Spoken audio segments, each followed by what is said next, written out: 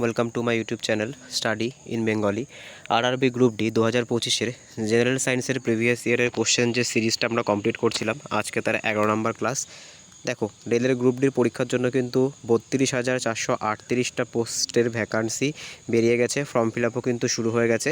তোমরা যত তাড়াতাড়ি পারো ফর্ম ফিল আপটা করে নিও, তার কারণ লাস্টের দিকে কিন্তু সার্ভারের ইস্যু থাকতে পারে। তাহলে চলো দেরি না করে শুরু করা যাক আজকের প্রথম প্রশ্ন। ঠিক আছে, মানবদেহের সবথেকে শক্ত অংশ হলো দাঁতের এনামেল। এটি কি দিয়ে তৈরি? দেখো, আমাদের যে মানবদেহ আছে অর্থাৎ হিউম্যান বডি আছে, সেই হিউম্যান বডির সবথেকে যে কঠিন অংশ অর্থাৎ সবথেকে যে শক্ত অংশ সেটা কিন্তু আমাদের দাঁতের এনামেল। ঠিক আছে, আমাদের দাঁতের এনামেল কিন্তু আমাদের হাড়ের থেকেও বেশি শক্ত। অনেকের কনফিউশন থাকতে পারে যে হাড় হয়তো আমাদের যে উরুর হাড় আছে বা আমাদের যে থায়ের হাড় আছে সেটা হয়তো সবথেকে শক্ত, কিন্তু নয়। সবথেকে শক্ত কিন্তু আমাদের দাঁত। ঠিক আছে, তো দাঁতটা কোন উপাদান দিয়ে তৈরি? এখানে ব্যাক টু ব্যাক 4টা অপশান আছে, আমরা অপশানগুলো একবার দেখে নেব। ক্যালসিয়াম ফসফেট, ক্যালসিয়াম সালফেট এবং শুধু সালফেট। দেখো, আমাদের যে দাঁতের এনামেল আছে এটা কিন্তু ক্যালসিয়াম ফসফেট দিয়ে তৈরি। ঠিক আছে, ক্যালসিয়াম ফসফেট দিয়ে কিন্তু আমাদের এই দাঁতের এনামেলটা তৈরি হয়েছে। নেক্সট কোশ্চেন আমরা দেখে নেব। আজকে 2 নম্বর কোশ্চেন কি বলেছে? অক্সিজেন গ্যাসের ভেতর শব্দের গতিবেগ কত? দেখো, বিভিন্ন জায়গায় কিন্তু শব্দের গতিবেগ বিভিন্ন রকম হয়ে থাকে। যেরকম শূন্য মাধ্যমে আমরা যদি দেখি, শূন্য মাধ্যমে কত হয়ে থাকবে? শূন্য মাধ্যমে কিন্তু শব্দের গতিবেগও শূন্য হবে, তার কারণ শূন্য মাধ্যমে কিন্তু শব্দ চলতে পারে না। এরপর আমরা আগের দিনকে দেখেছিলাম যে পাতিত জল, যেটাকে ডিস্টিলড ওয়াটার বলা হয়ে থাকে, পাতিত জলে শব্দের গতিবেগ কত ছিল? পাতিত জলে কিন্তু শব্দের গতিবেগ ছিল 1498 মিটার পার সেকেন্ড। দেখো, তারপর আমরা যদি দেখে নিই আমাদের নর্মাল যে বাতাস, ঠিক আছে, নর্মাল যে বাতাস, সেই বাতাসের শব্দের গতিবেগ কত? বাতাসের শব্দের গতিবেগ কিন্তু 332 মিটার পার সেকেন্ড। কিন্তু আমাদের এখানে কিন্তু চেয়েছে অক্সিজেন গ্যাসের ভেতরে শব্দের গতিবেগ কত। তো দেখো, অক্সিজেন গ্যাসের ভেতরে শব্দের গতিবেগ কত? অক্সিজেন গ্যাসের ভেতরে শব্দের গতিবেগ কিন্তু 316 মিটার পার সেকেন্ড। ঠিক আছে, এটা কিন্তু মনে রাখবে। অনেকে কিন্তু এটা অক্সিজেন গ্যাস দেখে মনে করবে যে এটা তো বাতাসেই জিজ্ঞাসা করেছে, কিন্তু বাতাসের মধ্যে কিন্তু শুধুমাত্র অক্সিজেন গ্যাস থাকে না, বাতাসের মধ্যে কিন্তু সব রকমের গ্যাসই দেখতে পাওয়া যায়। তো আমাদের সঠিক অ্যান্সার কী হয়ে যাবে? সঠিক অ্যান্সার হয়ে যাবে কিন্তু 316 meter per second. Next question আমরা দেখে নেবো আজকে 3 নম্বর কোশ্চেন। মানসিক ও চারিত্রিক গুণাবলী পিতামাতার কাছ থেকে শিশুরা পায়, এটা কিসের বৈশিষ্ট্য?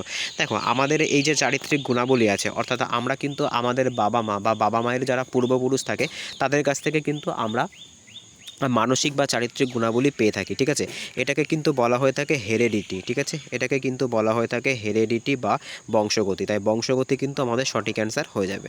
নেক্সট কোশ্চেন আমরা দেখে নেবো আজকে 4 নম্বর কোশ্চেনে কি বলেছে।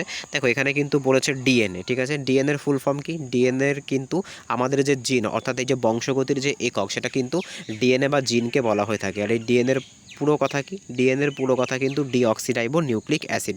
ঠিক একই রকমভাবে এই যে আরএনএ আছে, এই আরএনএর পুরো কথা কি? আরএনএর পুরো কথা কিন্তু ribo nucleic acid. Next question আমরা দেখে নেবো আজকে 4 নম্বর কোশ্চেন। দেখো, এই কোশ্চেনটা কিন্তু একটু কনফিউজিং মনে হতে পারে। পৃথিবী ও চাঁদের মধ্যে আকর্ষণ বল কোন ধরনের আকর্ষণের উদাহরণ? আমরা অপশানগুলো একবার দেখে নেব। উপকেন্দ্র বল, অপকেন্দ্র বল, অভিকেন্দ্র বল এবং মাধ্যাকর্ষণ বল। দেখো, আপাত দৃষ্টিতে তোমাদের দেখে মনে হতে পারে যে মাধ্যাকর্ষণ বল সঠিক অ্যান্সার হয়ে যাবে। এটা অবশ্যই ঠিক যে মাধ্যাকর্ষণ বলের জন্য কিন্তু আমরা সূর্যের চারিদিকে ঘুরছি আর পৃথিবী কিন্তু আমরা সূর্যের চারিদিকে ঘুরছি আর পৃথিবীর চারিদিকে কিন্তু চাঁদ ঘুরছে।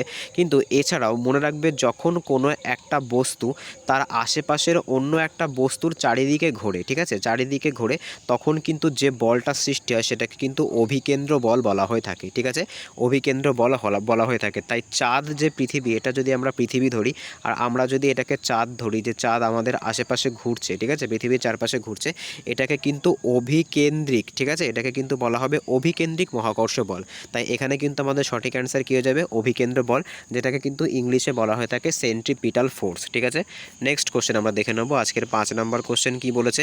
চোখের ভিতরে প্রবেশ করা আলোক রশ্মি কিসের দ্বারা নিয়ন্ত্রিত হয়? দেখো, আমাদের চোখের ভেতরে কতটুকু আলোক রশ্মি যাবে, কতটুকু আলোক রশ্মি যাবে না, সেটা কিন্তু নিয়ন্ত্রণ করে থাকে আমাদের চোখের ভেতরে থাকা একটা অংশ, আর সেটার নাম কিন্তু আইরিশ। ঠিক আছে, আইরিশ বা তারারন্ধ্র কিন্তু বলা হয়ে থাকে। দেখবে, যখন আমাদের চোখে খুব তীব্র আলো পড়ে তখন দেখবে আমাদের চোখটা কিন্তু অটোমেটিক্যালি বন্ধ হয়ে যায়। এই কাজটা কিন্তু আইরিশ বা তারারন্ধ্র করে থাকে। ঠিক আছে, চোখের ভেতরে কতটুকু আলো যাবে, চোখের ভেতরে কতটুকু আলো যাবে না, সেটা কিন্তু এই আইরিশ বা তারারন্ধ্রই কিন্তু নির্ণয় করে থাকে।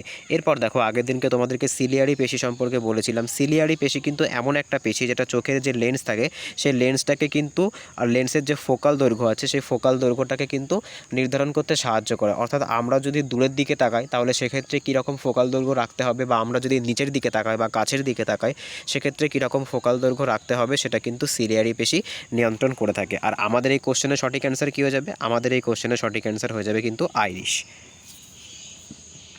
নেক্সট কোশ্চেন আমরা দেখে নেব আজকের 6 নম্বর কোশ্চেন। পর্যায় সারণী বানাতে গিয়ে ডোবেরাইনার 3টি মৌলকে একগুচ্ছ করে একত্র করেন এবং তার নাম কী দেন? দেখো আগের দিনই তোমাদেরকে আমি বলেছি পিরিয়ডিক টেবিল কিন্তু তোমাদের জন্য 4টে পিরিয়ডিক টেবিল খুবই গুরুত্বপূর্ণ। সবার প্রথম যেটা সেটা কিন্তু এই যে ডোবেরাইনারেরই ছিল, ঠিক আছে। তারপরে কিন্তু আমরা পেয়ে যাব নিউল্যান্ডের যে অক্ট্যাভ ল আছে, অর্থাৎ নিউল্যান্ড কিন্তু মৌলগুলোকে যে সঙ্গীতের সপ্তম সুর আছে সেই সঙ্গীতের সপ্তম সুর অনুযায়ী সাজিয়েছিল। তারপর কিন্তু আমরা পেয়ে যাব ম্যান্ডেলিভ কিন্তু 63টা মৌল নিয়ে কিন্তু ম্যান্ডেলিভ প্রথম যে একদম যেটাকে বলে সায়েন্টিফিক্যালি প্রুভেন তৈরি করেছিল, কিন্তু তার ভেতরে কিন্তু অনেক ভুল ছিল। তারপর কিন্তু হেনরি মোজলে 1905 সালে, ঠিক আছে, হেনরি মোজলে কিন্তু 1905 সালের প্রথম যে আমাদের মডার্ন পিরিয়ডিক টেবিল সেটা কিন্তু তৈরি করেছিলেন, যার জন্য তাকে কিন্তু নোবেল প্রাইজও দেওয়া হয়েছিল। এখানে কিন্তু বলেছে ডোবেরাইনার তার যে মৌলগুলো ছিল, অর্থাৎ ডোবেরাইনার যে মৌলগুলো নিয়ে পিরিয়ডটা বানিয়েছিল সেখানে কিন্তু তিনি কি করেছিলেন, তিনি কিন্তু একটা মৌল নিয়েছিলেন আর 3 নাম্বার মৌলটা নিয়েছিলেন এই যে 1 আর 3-এর যে মাঝখানে, অর্থাৎ 1 আর 3কে এভারেজ করে যে নাম্বারটা আমরা পাবো, অর্থাৎ 1 আর 3কে যদি আমরা এভারেজ করি তাহলে কিন্তু আমরা পেয়ে যাব 4 কেটে 2 অর্থাৎ 2, ঠিক আছে। এইভাবে কিন্তু তিনি মৌলগুলোকে সাজিয়েছিলেন। আর এটাকে কিন্তু বলা হয়ে থাকে ডোবেরাইনারের ট্রায়োড, ঠিক আছে, এটাকে কিন্তু বলা হয়ে থাকে ডোবেরাইনারের ট্রায়োড। নেক্সট কোশ্চেন আমরা দেখে নেব আজকে 6 নম্বর কোশ্চেন। বেশিরভাগ উভচর এবং সরীসৃপ প্রাণীদের হৃৎপিণ্ডে কতগুলি প্রকোষ্ঠ হয়ে থাকে? দেখো বেশিরভাগ মোস্ট অফ দি যে অ্যাম্ফিবিয়ান আছে বা সরীসৃপ আছে, রেপটাইল আছে, এদের কিন্তু 3 প্রকোষ্ঠযুক্ত হৃৎপিণ্ড হয়ে থাকে, কিন্তু কিছু কিছু ক্ষেত্রে কিন্তু এর ব্যতিক্রম দেখতে পাওয়া যায়। ব্যতিক্রম কিন্তু কুমির কিন্তু একটা সরীসৃপ হওয়া সত্ত্বেও কুমিরের কিন্তু 4 প্রকোষ্ঠ বিশিষ্ট হৃৎপিণ্ড আমরা দেখতে পাই। নেক্সট কোশ্চেন আমরা দেখে নেব আজকের 8 নম্বর কোশ্চেন। কি বলেছে? রোধের এসআই একক কি? দেখো রোধের বা রেজিস্ট্যান্সের এসআই একক কি? রোধের বা রেজিস্ট্যান্সের এসআই একক এখানে ব্যাক টু ব্যাক 4টে অপশান আছে, অপশানগুলো আমরা দেখে নেব। ওহম আছে, জুল আছে, নিউটন আছে আর ওয়াট আছে। দেখো সবার প্রথম ওয়াট কিন্তু পাওয়ারের ইউনিট, তাই এটাকে কিন্তু আমরা বাদ দিতে পারি, ঠিক আছে। তারপরে নিউটন কিন্তু ফোর্সের ইউনিট, তাই সেক্ষেত্রে নিউটনকেও কিন্তু আমরা বাদ দিতে পারি। এরপর জুল হচ্ছে এনার্জি বা কার্যের একক, তাই আমরা এটাকেও বাদ দিতে পারি। তাহলে আমাদের সঠিক অ্যান্সার হয়ে যাবে কিন্তু ওহম, ঠিক আছে। ওহম কিন্তু রোধের এসআই একক। নেক্সট কোশ্চেন আমরা দেখে নেব আজকে 9 নম্বর কোশ্চেন। ড্যাশ শুক্রাশয় থেকে শুক্রাণু বহন করে। এখানে ব্যাক টু ব্যাক 4টে অপশান দিয়েছে, অপশানগুলো তোমাদেরকে একবার দেখিয়ে দিই। দেখো এখানে অপশানগুলো কী কী বলেছে? অপশানগুলো কিন্তু বলেছে মূত্রনালী, মূত্রথলি, শুক্রাণু আর হচ্ছে শুক্রনালী বা ভাস ডিফারেন্স। দেখো আমাদের যে শুক্রাশয় থাকে অর্থাৎ যে টেস্টিস থাকে, সেই টেস্টিস থেকে কিন্তু শুক্রাণু বাইরে বেরোনোর জন্য শুক্রনালীর ভেতর দিয়ে বাইরে আসে। আর এই শুক্রনালী যে টার্মটা আছে এটাকে কিন্তু ভাস ডিফারেন্সও বলা হয়ে থাকে, ঠিক আছে, ভাস ডিফারেন্সও বলা হয়ে থাকে। আর পরীক্ষাতে কিন্তু তোমাদেরকে এই ভাস ডিফারেন্স টার্মটাই দেবে, পরীক্ষায় কিন্তু শুক্রনালী একবারও দেবে না, ঠিক আছে। রেলের গ্রুপ ডি পরীক্ষায় যতবারই এই কোশ্চেনটা এসেছে ততবারই কিন্তু ভাস ডিফারেন্সেরই উল্লেখ আছে, শুক্রনালীর কিন্তু কোনো রকম উল্লেখ এখানে নেই। নেক্সট কোশ্চেন আমরা দেখে নেব। দেখো আজকে 10 নম্বর কি বলছে? সালফারের পারমাণবিকতা কত? দেখো সালফার সবার প্রথমে সালফারের পারমাণবিকতা কত? সালফারের পারমাণবিকতা কিন্তু 8, অর্থাৎ সালফার কিন্তু বহু পারমাণবিকের মধ্যে পড়ে। যাদের পারমাণবিকতা 4-এর বেশি, যাদের পারমাণবিকতা 4-এর বেশি তাদেরকে কিন্তু আমরা বলবো বহু পারমাণবিক। নেক্সট কোশ্চেন আমরা দেখে নেব আজকের 11 নম্বর কোশ্চেন। কোন নিষ্ক্রিয় গ্যাসের বহির্কক্ষে 2টো ইলেকট্রন থাকে? দেখো আমরা কিন্তু শিখেছি যে নিষ্ক্রিয় গ্যাস বা নোবেল গ্যাসগুলোর লাস্ট সেল যেটা থাকবে সেই লাস্ট সেলে কিন্তু সবসময় 8টা ইলেকট্রন থাকবে, কিন্তু এর কিন্তু একটা ব্যতিক্রম আছে, হিলিয়াম, ঠিক আছে। হিলিয়ামের কিন্তু কেবলমাত্র দুটোই ইলেকট্রন থাকে, তাই হিলিয়াম কিন্তু কিসের মধ্যে পড়বে? হিলিয়াম কিন্তু এই যে আমাদের প্রশ্নের সঠিক অ্যান্সার হয়ে যাবে যে কোন নিষ্ক্রিয় গ্যাসের বহির্কক্ষে 2টো ইলেকট্রন থাকে, সেক্ষেত্রে কিন্তু সঠিক অ্যান্সার হয়ে যাবে হিলিয়াম। হিলিয়াম কিন্তু একমাত্র নিষ্ক্রিয় মৌল যার কিন্তু লাস্ট সেলে 2টো ইলেকট্রন থাকে। নেক্সট কোশ্চেন আমরা দেখে নেব আজকের 12 নম্বর কোশ্চেন। কি বলেছে? নিচের কোন মৌলটি সর্বাধিক নমনীয়? দেখো তোমাদেরকে আমি আগেও বলেছি নমনীয় মানে কি? নমনীয় মানে কিন্তু ম্যালিয়েবল, ঠিক আছে, নমনীয় মানে কিন্তু ম্যালিয়েবল বা ফ্লেক্সিবল। নিচের যে 4টে অপশান আছে এই 4টে অপশানের মধ্যে থেকে কোন মৌল সবথেকে বেশি ফ্লেক্সিবল, কোন মৌলকে আমরা সবথেকে বেশি ব্যাকাতে পারি? তো আমাদের সঠিক অ্যান্সার হয়ে যাবে কিন্তু সোনা, ঠিক আছে, সোনা বা গোল্ড। দেখো তোমাদেরকে আমি আগের দিনও বলেছিলাম যে সোনা বা গোল্ড দিয়ে কিন্তু আমরা 1 গ্রাম সোনা দিয়ে কিন্তু ওটাকে ফ্লেক্সিবল করে ওটাকে কিন্তু আমরা ওটার ফ্লেক্সিবিলিটি এতটাই বেশি যে 1 গ্রাম সোনা দিয়ে কিন্তু আমরা 1 কিলোমিটার অবধি রাস্তা বানাতে পারি। নেক্সট কোশ্চেন আমরা দেখে নেব আজকে 13 নম্বর কোশ্চেন, স্থিতিশক্তির এসআই সূত্র কী বা স্থিতিশক্তির সূত্র কী। দেখো স্থিতিশক্তি বা যেটাকে কিন্তু বলা হয়ে থাকে পোটেনশিয়াল এনার্জি, ঠিক আছে, স্থিতিশক্তি বা যেটাকে কিন্তু বলা হয়ে থাকে পোটেনশিয়াল এনার্জি। দেখো পোটেনশিয়াল এনার্জি নিয়ে তোমাদেরকে আমি অনেক অঙ্ক শিখেছি, তাই পোটেনশিয়াল এনার্জির সূত্র কী এটা আশা করি তোমরা সকলেই পারবে। এই কোশ্চেনের অ্যান্সারটা কিন্তু তোমরা আমাকে কমেন্টে জানাবে, এটা তোমাদের জন্য একটা HW থাকলো যে স্থিতিশক্তির সূত্র কী হবে। নেক্সট কোশ্চেন আমরা দেখে নেব আজকের 14 নম্বর কোশ্চেন, যখন সরণ প্রযুক্ত বলের সাথে লম্বভাবে হয় তখন কৃতকার্যের পরিমাণ কত হয়ে থাকে। দেখো যখন সরণ হয়, সরণ মানে কিন্তু ডিসপ্লেসমেন্ট আমরা বলবো, যখন কোনো একটা বস্তু থাকে সেই বস্তুর ওপরে যদি আমরা লম্বভাবে বল প্রয়োগ করে থাকি, অর্থাৎ 90 ডিগ্রিতে বল প্রয়োগ করে থাকি, সেক্ষেত্রে কিন্তু বস্তুটার কোনো রকম সরণ হয় না। আর যদি সরণ লম্বভাবে হয়ে থাকে সেক্ষেত্রে কিন্তু কার্যের পরিমাণ হয়ে থাকে 0। তাই সঠিক অ্যান্সার কী হয়ে যাবে, সঠিক অ্যান্সার হয়ে যাবে কিন্তু 0। ঠিক সেরকমভাবে যদি আমরা কোনো একটা বস্তু যদি গোলাকার পথে যদি যাত্রা শুরু করে আবার সেই পয়েন্টেই ফিরে আসে, সেক্ষেত্রেও কিন্তু বস্তুর যে সরণ সেটাকে আমরা 0 ধরি, আর তার যে ওয়ার্ক ডান হয়ে থাকে সেটা কিন্তু 0 হয়ে থাকে। নেক্সট কোশ্চেন আমরা দেখে নেব পরবর্তী প্রশ্ন, আজকের 15 নম্বর প্রশ্ন, নিম্নলিখিত কোনটিতে সর্বাধিক পরিমাণে পরমাণু দেখতে পাওয়া যায়। দেখো এগুলো কিন্তু অপশান টেস্টে করতে হবে। এখানে যদি আমরা ক্যালকুলেট করি, আমরা নিচের দিক থেকে ক্যালকুলেট করব। দেখো সবার প্রথমে হাইড্রোজেন H2 বলেছে, অর্থাৎ এখানে কিন্তু দুটো পরমাণু আছে, অক্সিজেনও কিন্তু দুটো পরমাণু আছে, এখানে HNO3 অর্থাৎ হাইড্রোজেন কিন্তু আছে একটা, নাইট্রোজেন আছে একটা, আর অক্সিজেন কিন্তু আছে 3টে। তাহলে টোটাল কিন্তু আমরা কতগুলো দেখতে পেলাম, টোটাল কিন্তু আমরা দেখতে পেলাম মোট 5টা পরমাণু এখানে আছে। আর যদি আমরা H2SO4 দেখি, হাইড্রোজেন কিন্তু আছে দুটো, সালফার আছে, সালফারের পারমাণবিকতা কত, সালফারের কিন্তু এখানে একটা, আর এখানে অক্সিজেন কিন্তু আছে চারটে। তাহলে কিন্তু আমরা দেখতে পেলাম 4 আর 2 6 আর 1 7। তাই এখানে সর্বাধিক পরমাণুযুক্ত যৌগ কোনটা, সেক্ষেত্রে কিন্তু হয়ে যাবে সঠিক অ্যান্সার H2SO4। নেক্সট কোশ্চেন আমরা দেখে নেবো আজকের 16 নম্বর কোশ্চেনে কী বলেছে, কয়েলের সাথে কত ডিগ্রি অ্যাঙ্গেলে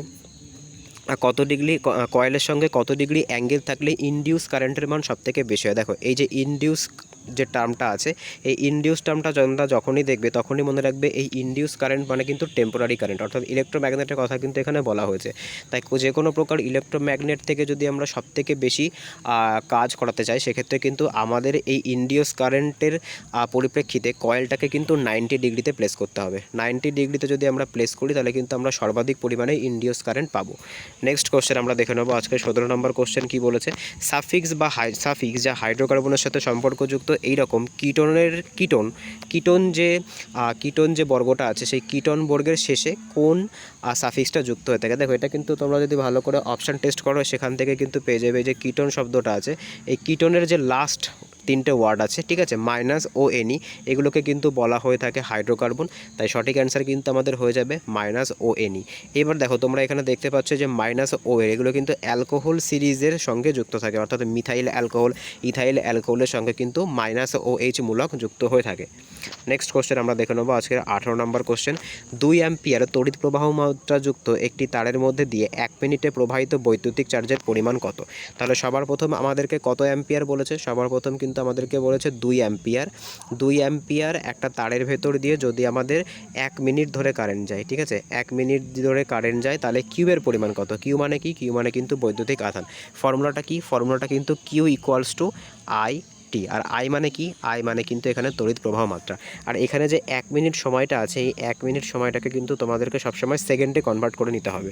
তাই যদি আমরা এখানে অঙ্কটাকে ভালো করে করার চেষ্টা করি তাহলে দেখতে পাবো কিউ ইকুয়ালস টু IT, যেখানে আই মানে কত, যেখানে আই মানে 2 অ্যাম্পিয়ার, আর এখানে টাইম মানে কিন্তু এখানে 60 সেকেন্ড হয়ে যাবে। তাই আমরা যদি এখানে ক্যালকুলেশন করি তাহলে কিন্তু আমরা কত দেখতে পাবো, যে Q equals to I into T, অর্থাৎ এখানে কিন্তু হয়ে যাবে 2, আর টি এর জন্য 1 মিনিটের জন্য 60 সেকেন্ড, অর্থাৎ হয়ে যাবে 120 কুলম্ব।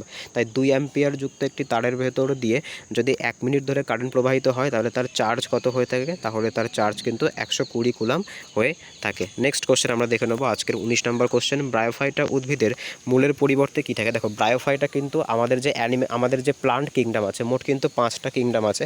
একটাকে কিন্তু বলা হয়ে থাকে মনেরা, একটাকে কিন্তু বলা হয় থাকে প্রোটিস্টা, একটাকে কিন্তু বলা হয় থাকে ফাঙ্গি, ঠিক আছে, আর বাদবাকি দুটো কিন্তু অ্যানিম্যাল আর প্লান্টি। এই যে প্লান্ট যে ভাগটা আছে, সেই প্লান্টের ভেতরে কিন্তু আবার 5টা ভাগ আছে, যেরকম থ্যালোফাইটা, টেরিডোফাইটা, ব্রায়োফাইটা, তারপরে জিমনোস্পার্ম, অ্যাঞ্জিওস্পার্ম। ঠিক সেরকমভাবে যে ব্রায়োফাইটা গোত্র আছে, এই ব্রায়োফাইটা গোত্রের যে উদ্ভিদ আছে, সেই ব্রায়োফাইটা গোত্রের উদ্ভিদের কিন্তু মূল থাকে না, এদের কিন্তু ফলস রুট থাকে, যেটাকে কিন্তু আমরা বলে থাকি রাইজয়েড। তাই সঠিক অ্যান্সার কী হয়ে যাবে? সঠিক অ্যান্সার কিন্তু হয়ে যাবে রাইজয়েড।